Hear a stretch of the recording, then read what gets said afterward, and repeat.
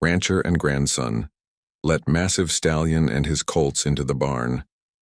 What happened next was unbelievable. The August air over the Laramie Plains had a weight to it, a dry, dusty heat that clung to your clothes and settled in the back of your throat. It was the kind of late summer afternoon where the sky was too big and too blue, and the sun beat down on the parched grass until it shimmered. The only sound was the incessant buzz of insects and the tired sigh of the wind as it combed through the cottonwoods down by the creek. From the porch of the old ranch house, I could see the whole spread, the corrals, the long, low-slung barn my great-grandfather built, and the rolling pastures that stretched out to meet the hazy silhouette of the Medicine Bow Mountains. 4 generations of Morrisons had poured their sweat and blood into this land. At 52, I was feeling every drop. My grandson, Eli, was helping me mend a stretch of fence down by the west pasture. At 16, he was all long limbs and quiet concentration, a good kid with a deep love for this place that ran in his bones just like it did in mine. He worked with a steady rhythm, pulling the wire taut while I hammered in the staples. Beside us, Boone lay in the sliver of shade cast by the pickup, his head on his paws, but his eyes and ears missing nothing. Boone was a blue merle Australian shepherd, a swirl of gray, black, and white fur with one piercing blue eye and one the color of warm molasses. He wasn't just a dog, he was the ranch's silent partner, an extra set of senses that often knew what was happening long before we did. We were nearly done when Boone shot to his feet. He didn't bark. He never wasted energy on noise unless it was necessary. Instead, a low growl rumbled in his chest, and the fur along his spine stood up. He froze, his body rigid, his gaze locked on the far pasture near the creek bed, the one that bordered Henderson's property. "What is it, boy?" I asked, squinting in the same direction. I saw nothing but grazing cattle and the heat rising off the ground. Eli stopped his work, his hand resting on a fence post. "Coyote, you think?" "Maybe," I said, but I didn't believe it. Boone's reaction was different. This wasn't the sharp, predatory focus he had for coyotes or the casual watchfulness he kept on the herd. This was something else. A deep, instinctual unease. He whined, a high, thin sound of confusion, and took a few stiff-legged steps forward before looking back at me, his eyes begging me to understand. "All right, let's go see," I said, tossing the hammer into the truck bed. "Something's got him spooked." Eli whistled, and Boone bounded into the back of the pickup. We drove along the dusty track, bouncing over ruts baked hard by the sun. Boone stood with his paws on the cab, his nose in the wind, guiding us. He was still fixed on that same spot, a thicket of willows and cottonwoods where the land sloped down to the slow-moving creek. As we got closer, he started to whine again, pacing back and forth in the truck bed with a restless energy I'd rarely seen in him. I parked the truck by an old stock tank and got out, Eli right behind me. The air here was cooler, smelling of damp earth and willow leaves. Boone jumped down and immediately trotted ahead, not running wildly but moving with a purpose that made the hair on my arms stand up. He led us through the trees, his body low to the ground, and then he stopped, right at the edge of the clearing. That's when we saw them. Standing in the dappled sunlight was a stallion, bigger than any horse I'd ever seen on this land. He was a deep, dusty black, his muscles coiled like thick rope beneath his hide. His mane and tail were long and tangled with burrs, a testament to a life lived far from brushes and barns. He was magnificent, a creature of pure, untamed power. But it was his eyes that held me. Dark, intelligent, and wary, watching our every move. Huddled behind his powerful legs were 2 young colts, barely more than yearlings, their coats the same dusty black as their sire. They peeked out at us, their bodies trembling. Wild horses weren't unheard of out here, but they usually stayed high in the rugged canyons far from people. To see them this close to the main barn, right on our property line, was more than unusual. It was unheard of. The stallion stamped a hoof, a clear warning, and snorted, a plume of dust rising from the ground. He was thin, his ribs showing faintly, and one of his flanks bore a long, ugly gash that was still raw. The colts looked even worse, gaunt and exhausted. "Grandpa," Eli breathed, his voice full of awe. "Look at him." "I see him," I said softly.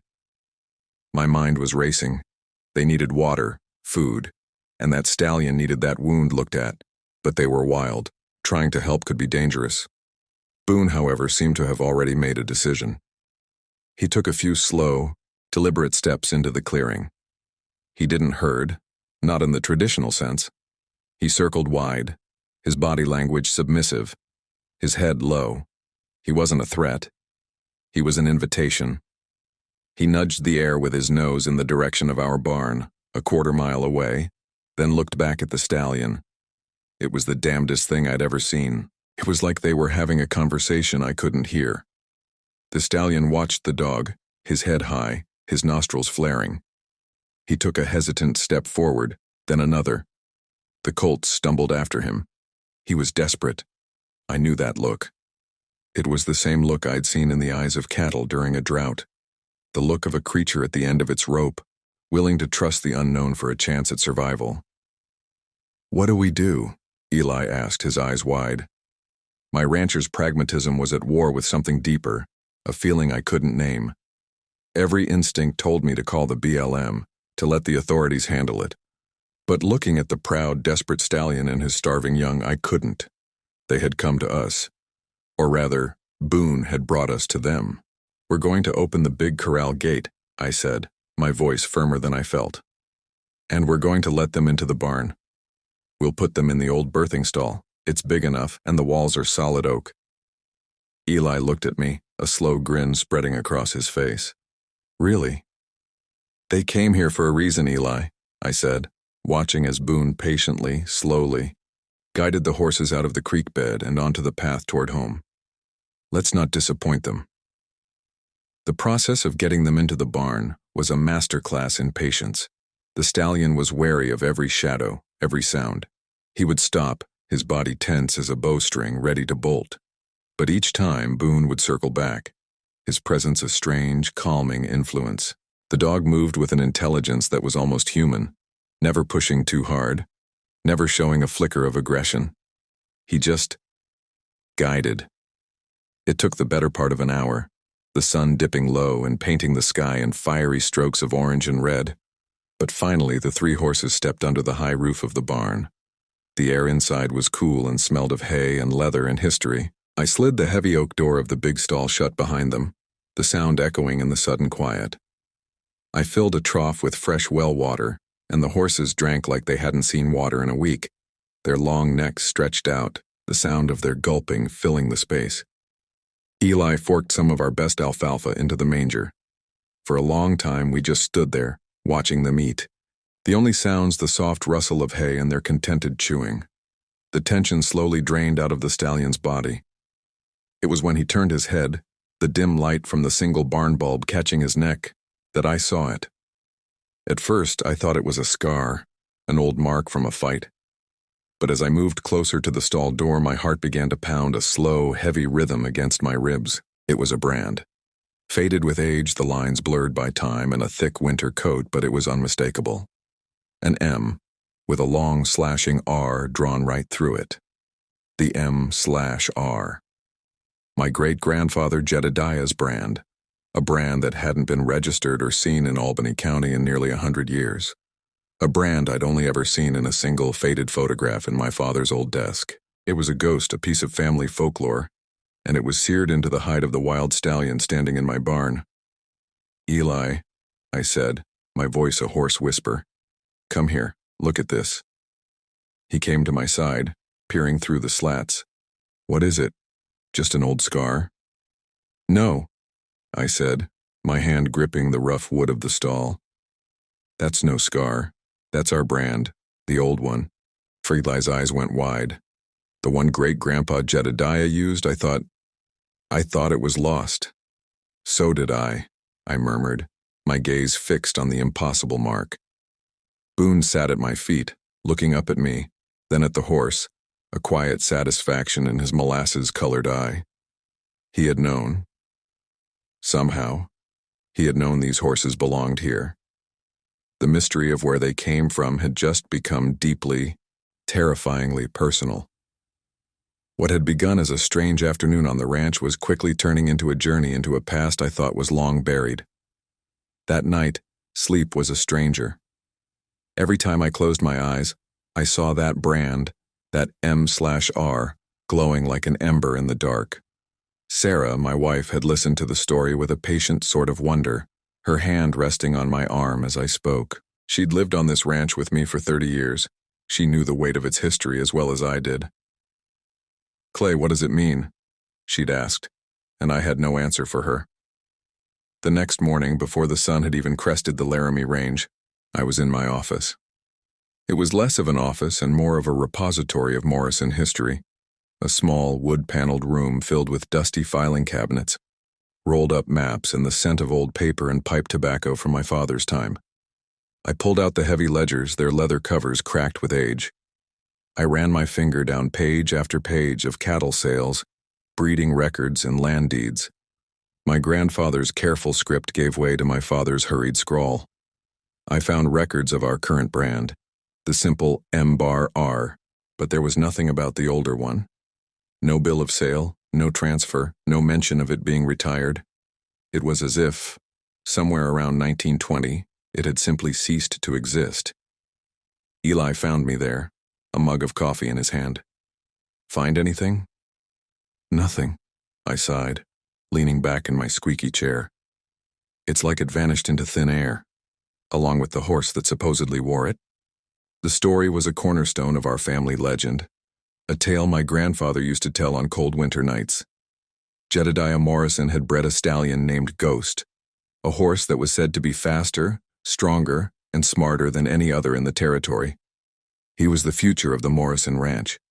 But during a bitter land dispute with our neighbors at the time, the Crawfords, the horse was stolen one night. He was never seen again.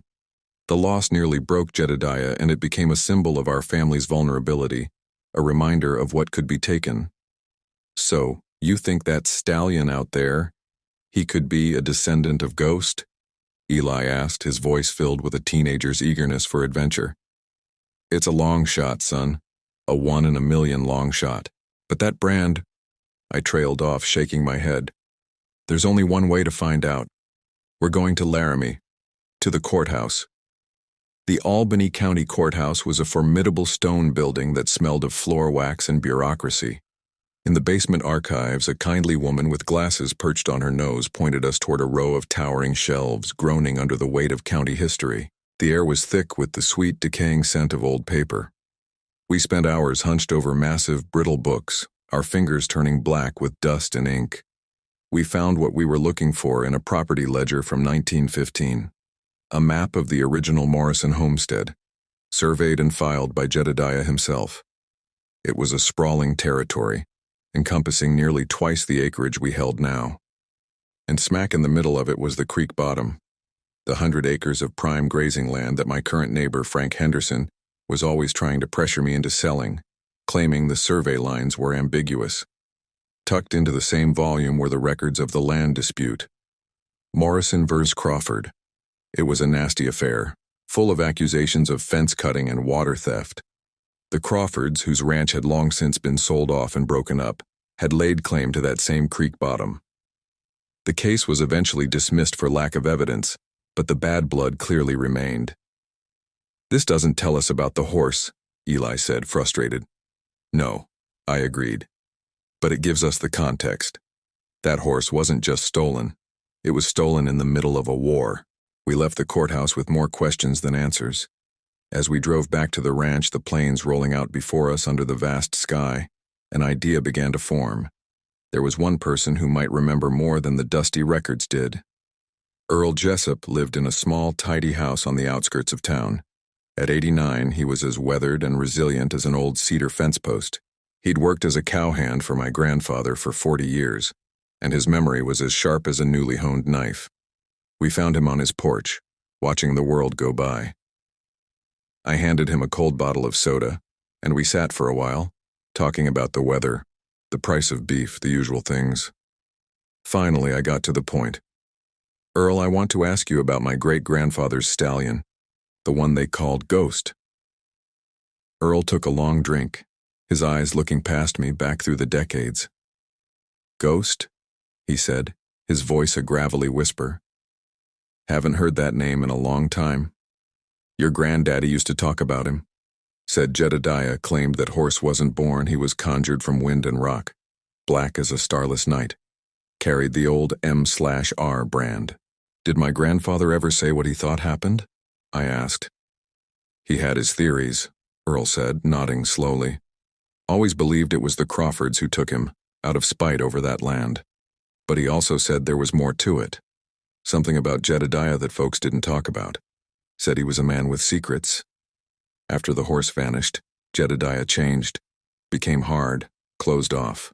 The fight went out of him. He lost that creek bottom parcel not long after, sold it for pennies on the dollar just to be done with it all. The M/R brand, he retired it, said it was cursed. We left Earl's as the evening light softened the landscape. His words echoed in my mind. A man with secrets. Back at the ranch, life had to go on. For the next few days, Eli and I were busy with chores. We checked water levels in the stock tanks, hauled hay for the cattle, and patched up a section of corral fence. All the while, the mystery simmered on the back burner of my mind. The Stallion and his Colts were settling in. I'd cleaned and treated the gash on his flank, and he'd tolerated it with a surprising stillness, his dark eye watching me with an intelligence that was unsettling. We'd taken to calling him Ghost, and it felt right. Boone had appointed himself their personal guardian.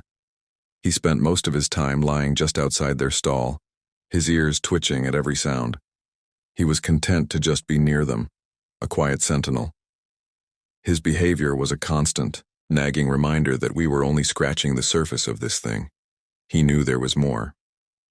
The complication I'd been dreading arrived in a cloud of dust on Thursday afternoon. Frank Henderson's gleaming new pickup truck roared up our driveway. Henderson was a man who saw land not as a legacy but as a commodity. He was a transplant from California who'd bought the old Crawford place and had been a thorn in my side ever since, always pushing, always looking for an angle. He climbed out of his truck, a smug look on his face. "Morrison," he said, skipping any pleasantries. "Heard you've got some strays penned up in your barn. The BLM takes a dim view of folks claiming unbranded livestock." "They're not unbranded," I said, keeping my voice even. "And they're on my property. I'm seeing to their health before I make any calls." "Is that so?" He peered over my shoulder toward the barn. "I'd be careful, Clay. That creek bottom between us has always had fuzzy lines. Wouldn't want the county thinking you're wrangling horses off my land." It was a veiled threat, and we both knew it. He was using the horses as leverage, another way to pressure me about the land.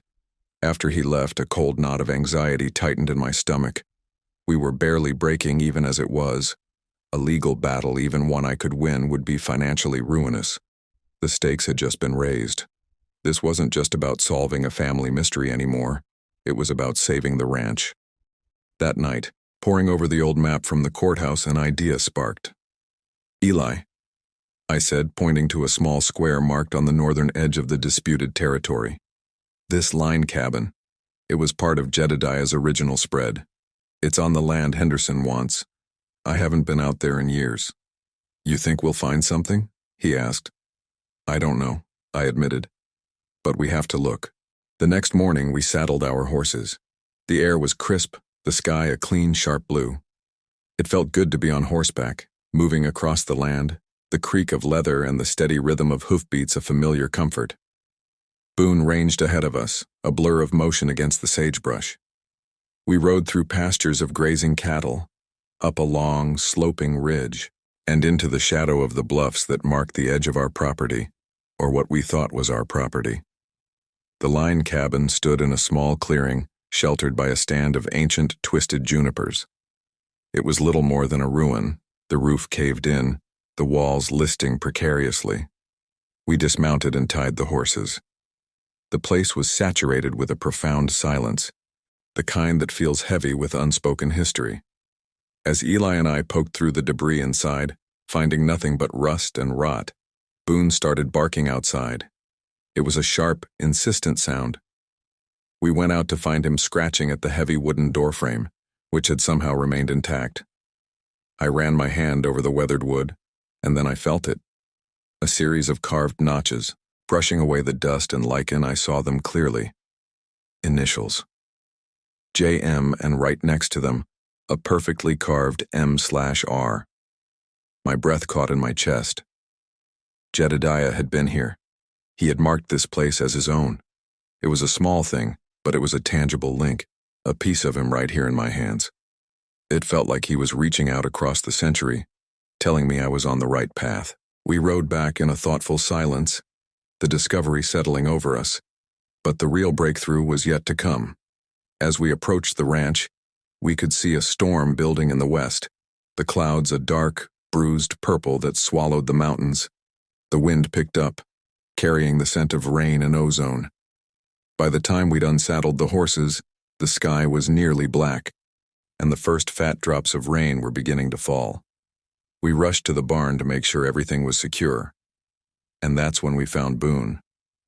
He was in a state I'd never seen before. He wasn't just agitated. He was frantic. He was in the old disused tack room at the back of the barn, the one that shared a wall with Ghost's stall. He was whining, a high, desperate sound, and clawing at a section of the old pine floorboards, his nails making sharp scraping sounds against the wood. He would scratch, then look at us, then look through the slats at the Stallion, who was standing perfectly still in his stall, watching the dog. "What in the world has gotten into you, boy?" I said, trying to calm him. But he was inconsolable. He darted over to one of the Colts, which was standing near the connecting wall, and gently nudged it with his nose, pushing it closer to the spot he'd been scratching. Then he looked back at me, his blue eyes seeming to glow in the dim, stormy light. The message was unmistakable. "This is connected. The horses. This spot. Look here." The wind howled outside, rattling the barn doors. Thunder cracked directly overhead, and the lights flickered and died, plunging us into near darkness. Eli fumbled for his phone, its small light cutting a weak beam through the gloom. The intensity of the storm, coupled with Boone's bizarre behavior, sent a shiver down my spine. This felt like a moment of consequence, a turning point ordained by forces I didn't understand. "Grandpa," Eli said, his voice tense, "I think he's trying to show us something." I looked at Boone, who was now sitting by the floorboards, trembling but resolute, his eyes fixed on me. He would not be moved. "Get me the crowbar from the workshop," I said, my heart pounding, "and hold that light steady." The floorboards were thick, nailed down with old square-headed nails a century ago. It took all my strength to wedge the crowbar into a crack and heave. The wood groaned in protest. Dust and the smell of dry rot filled the air. With a final, splintering crack, the first board came loose, then the second. Beneath them was not dirt, but a small dark hollow, a space deliberately carved out of the earth. And nestled inside that hollow, wrapped in what looked like oilcloth, was a weathered leather satchel. For a moment neither of us moved. The only sounds were the roar of the storm outside and our own ragged breathing. Boone nudged my hand with his cold, wet nose, his whining finally ceasing. He had done his job. He had led us to the heart of the secret. With trembling hands, I reached down and lifted the satchel from its hiding place. It was heavier than it looked, heavy with the weight of years, heavy with the truth we had been searching for. We carried it through the rain-lashed darkness to the house, to the warm light of the kitchen, where our family's history was about to be rewritten. We laid the satchel on the big oak kitchen table, the same table where my family had eaten for generations. Rain hammered against the windows, and the wind moaned around the eaves of the house as if the ghosts of the past were clamoring to get in. Sarah had put on a pot of coffee, and its rich, dark aroma mingled with the smell of old leather and damp earth from the satchel. Eli stood beside me, his eyes wide with anticipation. Boone lay under the table, his head on my boots, a quiet, steady presence. My hands shook slightly as I unbuckled the tarnished brass clasps. The leather was stiff and cracked, but it had done its job. Inside, the contents were remarkably preserved. The first thing I pulled out was a sheaf of papers, tied with a faded ribbon. I carefully untied it. The top document was a bill of sale, the elegant looping script penned in iron gall ink. It recorded the sale of one black stallion named Ghost to Jedediah Morrison in the year 1910. It was proof, undeniable proof of ownership. Beneath it was a hand-drawn map, far more detailed than the one we'd seen at the courthouse. It was a survey of the Morrison homestead dated 1912, and it clearly and precisely delineated the property lines. The creek bottom, with its precious water and lush grass, was drawn deep inside the Morrison boundary. But this map had something the official one didn't. At the bottom, there was a signature and a notary's seal from Cheyenne, making it a legally binding document. It was the original deed, the one that settled any dispute. Why had Jedediah never filed it? The answer lay in the next item, a small, leather-bound journal. The pages were brittle, the ink faded to a rusty brown, but Jedediah's handwriting was clear. I began to read passages aloud, my voice sounding strange and distant in the quiet kitchen. October 14th, 1912. The Crawfords cut my fence again last night. They mean to drive me off that creek land, but I will not be moved. It is mine. Eleanor says her father is a stubborn fool, blinded by pride. She fears what he might do.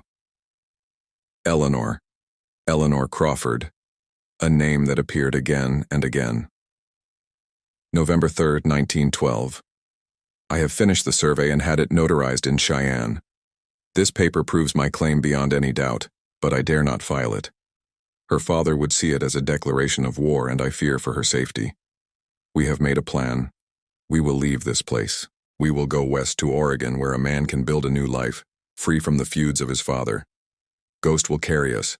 I have sold some cattle and have the money sewn into this satchel. My God. It wasn't just about land. It was a love story. A forbidden love, like something out of a book. My great-grandfather was planning to elope with the daughter of his greatest enemy. The final entry was chilling. November 10th, 1912. We leave tomorrow night. Silas is the only one I trust. He will help me get Ghost out of the main barn without anyone knowing and meet me at the old line cabin. I have hidden the satchel beneath the floor of the tack room. Only he knows where. I pray we are successful. My whole future, our whole future, rests on this night. There were no more entries. The rest of the pages were blank. Silas, the trusted ranch hand. He must have betrayed them. He must have taken the horse for himself and left the satchel, perhaps planning to come back for it later. A plan that, for whatever reason, never happened. Jedediah lost his horse, his money, and the woman he loved, all in one night. The grief and betrayal must have shattered him. It explained why he sold the disputed land for nothing, why he retired the brand, why he became the hard, silent man my grandfather remembered. He was burying a broken heart. The last item in the satchel was a small tarnished silver locket.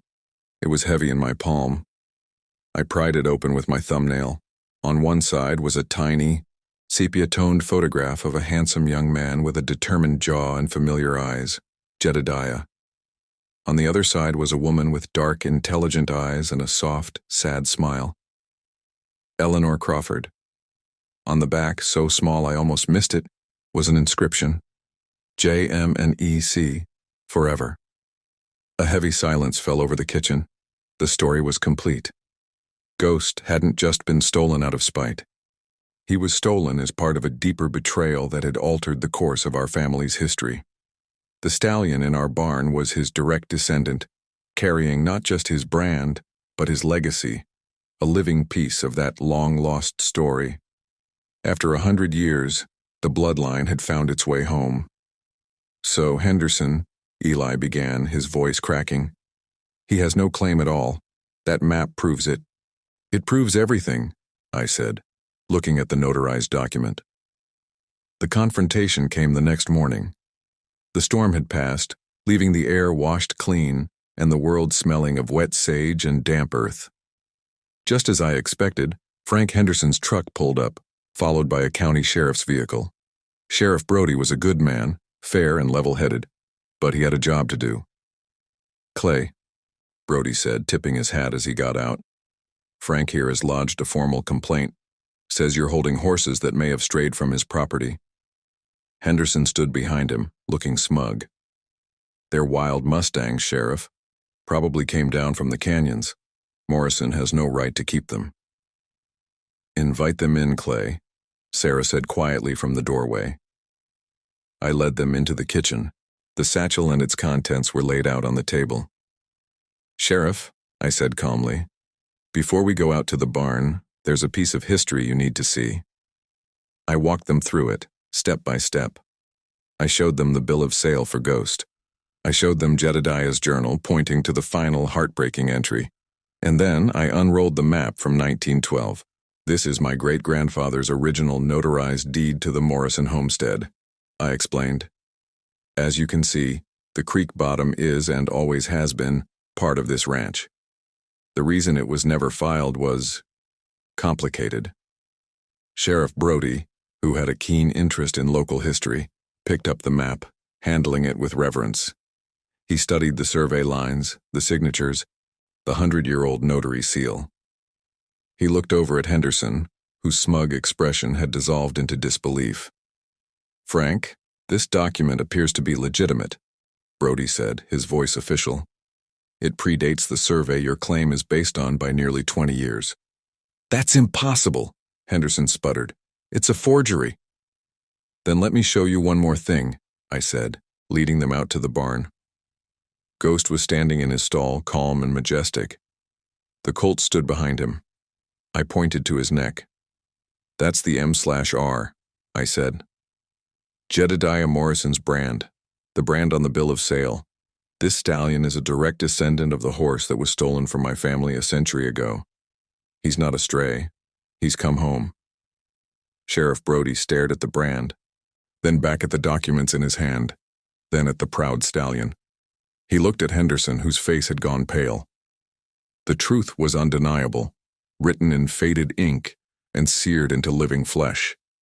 The land, the law, and blood were all telling the same story. "Frank," the sheriff said, his voice leaving no room for argument, "I think you and I are done here. The Morrisons' claim seems ironclad." Henderson stared at me, his eyes filled with a new kind of understanding. Not friendship, but a grudging respect. He had been beaten not by lawyers or threats, but by history itself. He turned without another word, climbed into his truck, and drove away, his cloud of dust seeming far less arrogant than it had before. The long dispute over the creek bottom was finally over. In the weeks that followed, a sense of peace settled over the Morrison ranch, the kind that only comes after a long storm. The story of Jedediah, Eleanor, and the return of Ghost's heir spread through the community, whispered over coffee in town, and shared between neighbors leaning on fence posts. It became a new kind of legend, not one of loss, but of resilience and redemption. The Morrisons were no longer just a family hanging on. We were the keepers of a history that was woven into the fabric of the land itself. We officially named the stallion Ghost, and he and his colts became the heart of the ranch. He was a symbol of everything we had almost lost and had now reclaimed. With the creek bottom secured, our future felt more stable than it had in years. We began to rebuild our horse breeding program, with Ghost's incredible bloodline as its foundation. The colts grew strong and sleek, their coats shining with health. Our family changed too. The discovery had forged a new, stronger bond between me and Eli. We were no longer just grandfather and grandson working a ranch, we were partners in a legacy. I saw the pride in his eyes every time he looked at Ghost, a pride that reflected a deeper understanding of who he was and where he came from.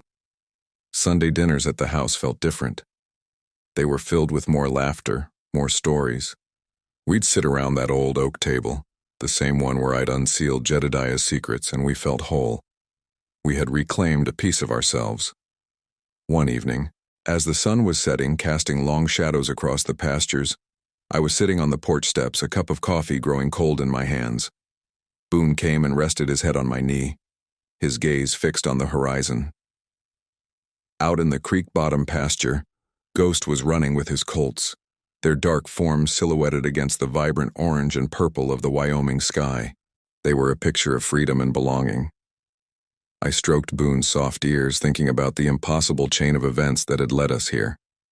The instincts of a loyal dog, a fated brand on a wild horse, a secret hidden beneath a dusty floorboard for 100 years. It was a reminder that the land holds memories, that the past is never truly gone.